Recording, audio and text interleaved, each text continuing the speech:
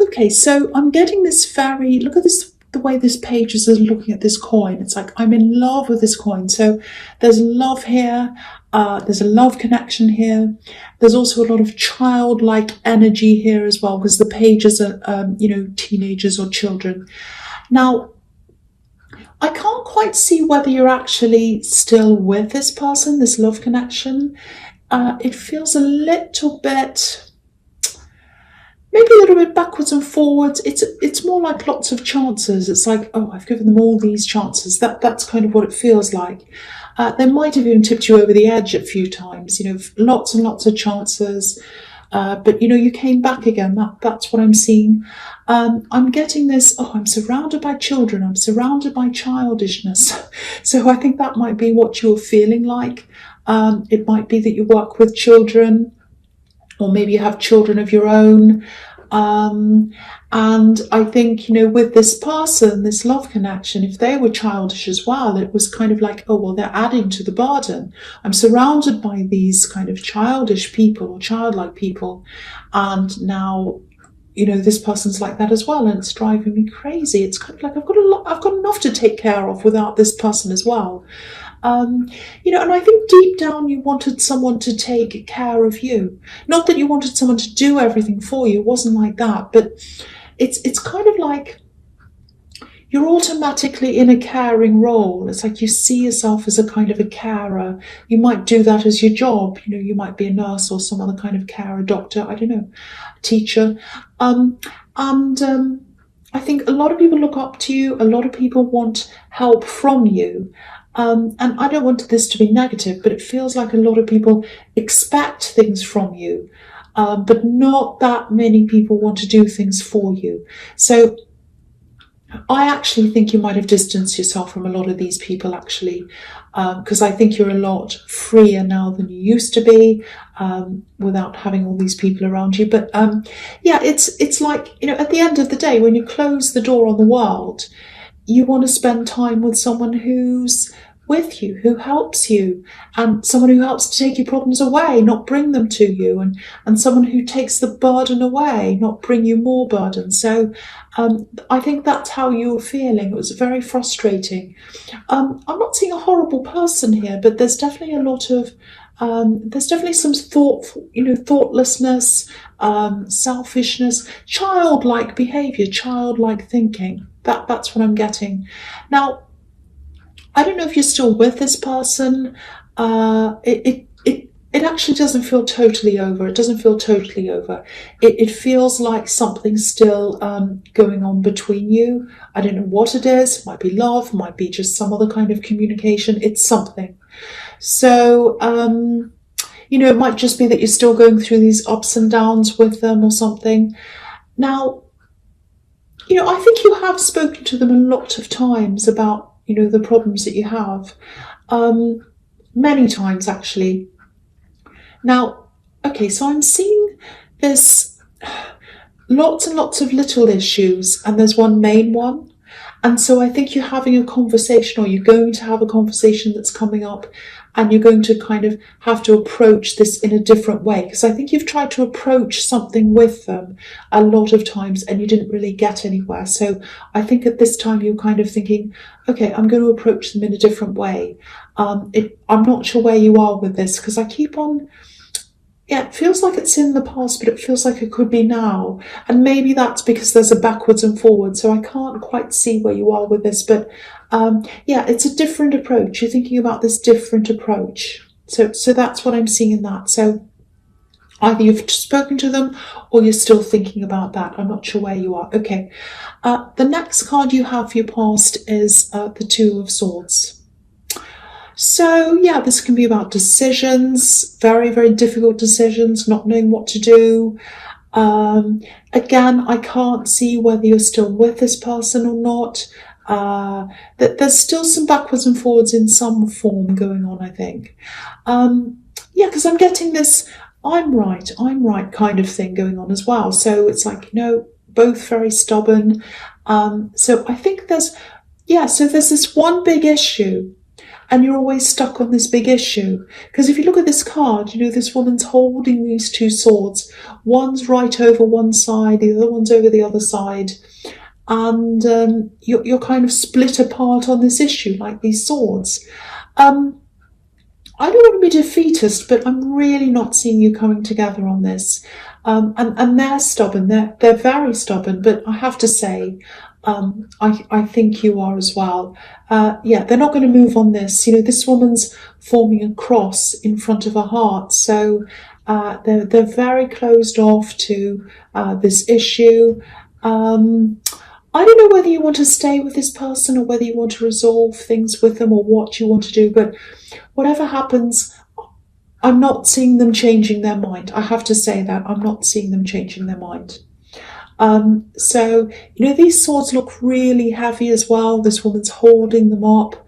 And, you know, she can't hold them up like this forever. So if this is about you, I think you're just going to have to leave this issue, you know, drop your swords, leave the issue, and kind of try and move forward in some way, whether that's with them and just putting up with something, or whether you kind of move on. But maybe that's not what you want to hear, but that's what I'm seeing. I have to tell you, lots of stubbornness. They're not moving on that. That's what I'm seeing in this card. Okay, so the last card you have, you pass the 8 of Cups. Yes. Okay, so obviously this is about walking away.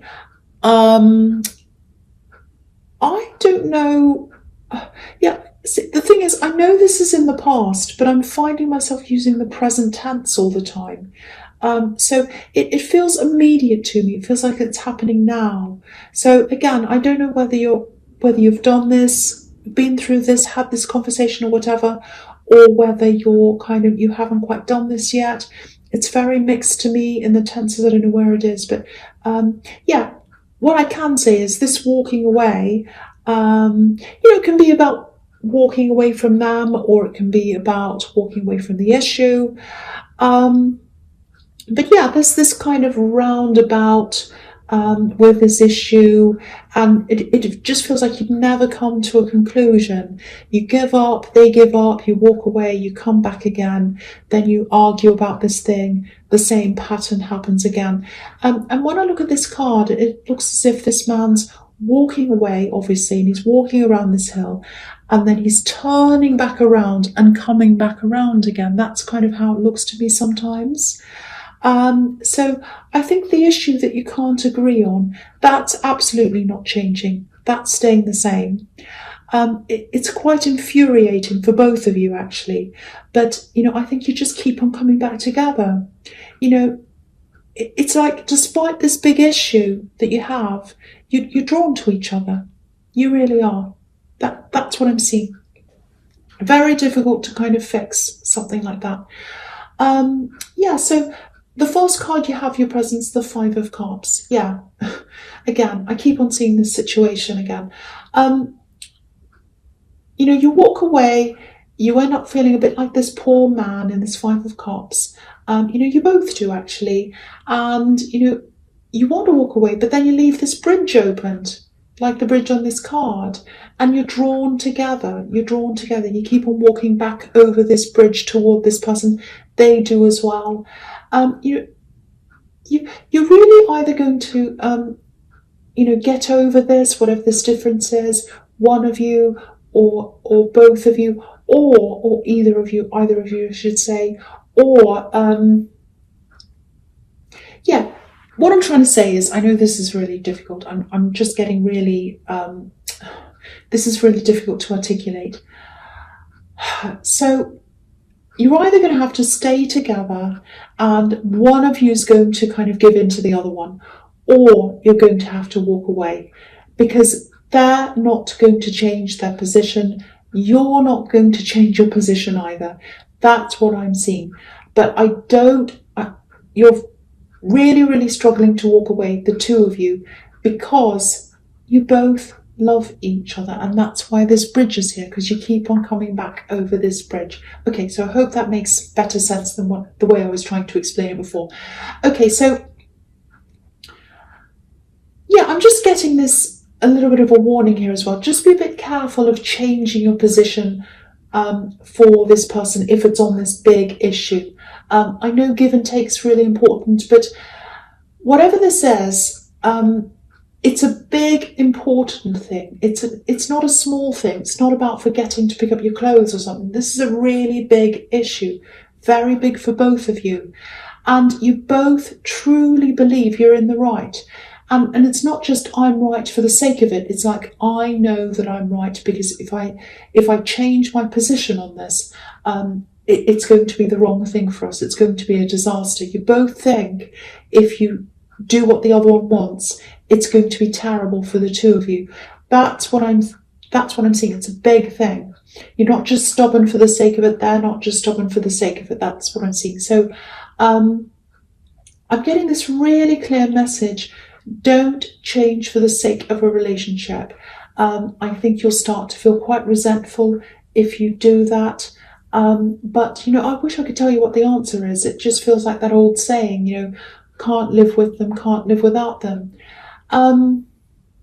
Okay, I'm just seeing this as well. I don't know if this applies to you, but if this issue is about moving, if someone wants you to move away to be with them, especially if it's far away, just be careful around that. I'm not saying don't do that. I'm just saying go into it slowly, maybe visit, stay there for a while if you can, because I keep on seeing resentment that might happen in the future. And there's this feeling of being made to compromise. So don't rush into anything like that. If someone's asking you to move away with them or travel with them, and live somewhere permanently or something like that, whatever it is, be very, very careful about making that decision. So that's what I'm seeing now. Okay, so the next card you have your presence, the Eight of Wands. I'm sorry I'm getting a little bit stumbling on this. I'm trying to explain this. All right, so, I think apart from this issue that keeps going around and around with this person, when it comes to other areas of your life, you're extremely focused.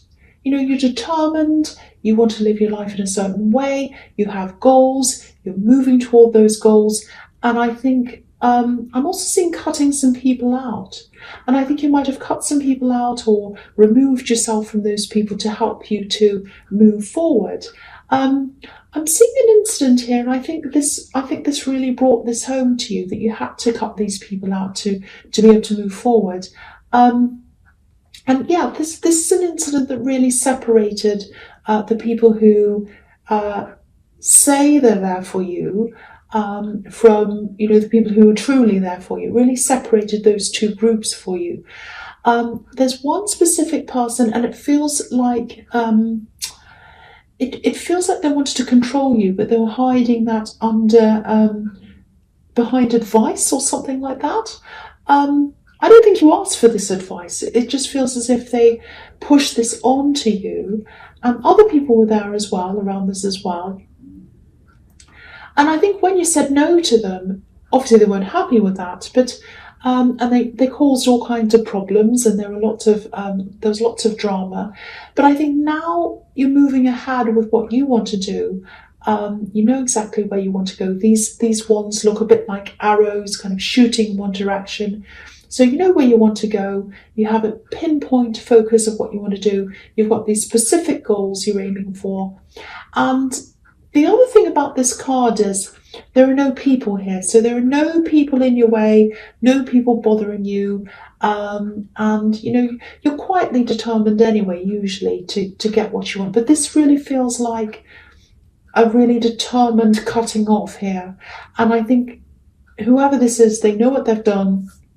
They know you're not happy with them, and they know you've cut them off. Because I think in the past you've kind of distanced yourself from people who you're unhappy with. But with this person, you've cut them off. They know that, you know that. It's quite clean cut.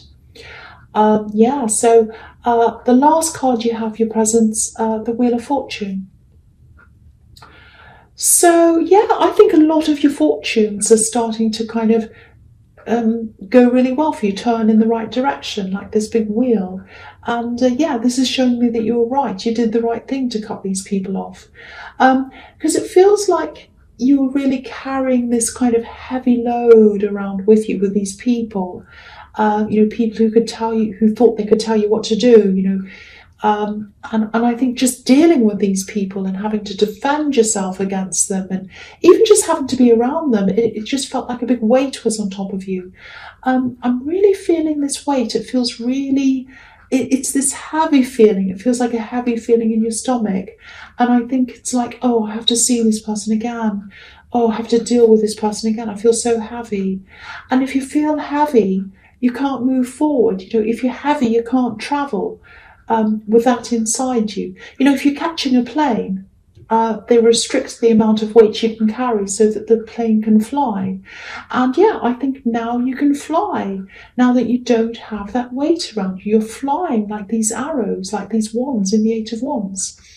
Yeah, speaking of planes, I'm actually seeing some travel that might be ahead of you, but it feels quite independent. So you might be traveling on your own, maybe to see someone.